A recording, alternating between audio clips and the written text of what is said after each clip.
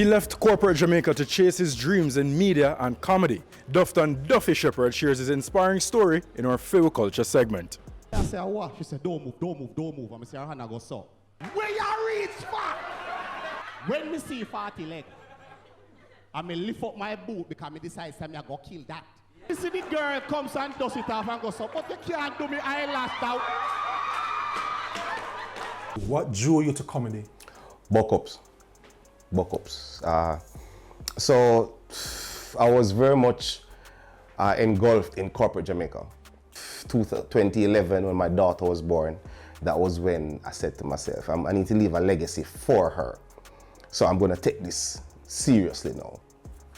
Because I was doing 50-50, working and doing comedy, but I believe in life, if you want 100% of anything, you have to commit 100% to it. Good, bad, or indifferent. And really and truly, that's how the journey started. When me look in at the mirror, me see Smaddy look for me. Hear me heart. So she take time, ease up, I say, go slow, go slow, go slow. So when she look up in the mirror, she kiss her teeth, jump up. I mean, wig you really?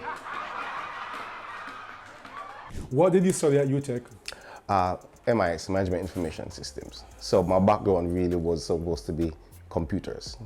I did 10 jobs in 10 years in corporate. That's how unsettled I was. So I think I was just really searching for something that I love to do and not was just doing just to make the money. So I did the money searching for a couple of years. It didn't work out. So eventually I found comedy. When persons ask me, what do you do? I said, I don't do comedy, I am a comedian. And when I say I'm a comedian, being a comedian covers a wide spectrum of things. So I host live events, I produce my own shows, I script write, I do voiceover, the acting, of course I do stand-up comedy. So in all of these spaces that have opened, I've been able to meet a lot of people. I've met kings in this world. I've met presidents. I've gone to different countries. I've represented Jamaica in different competitions. So it has opened a whole heap of doors for me. It's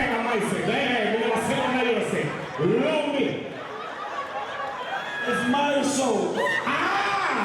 I just said, give joke and leave the pants.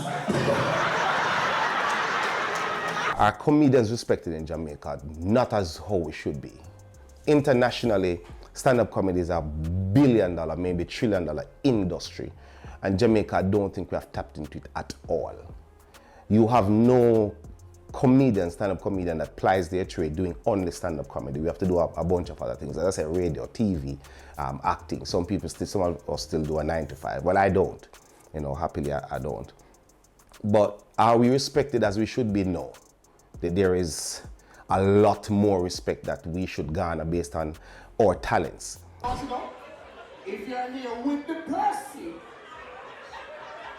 who gave about even one time, not in your head.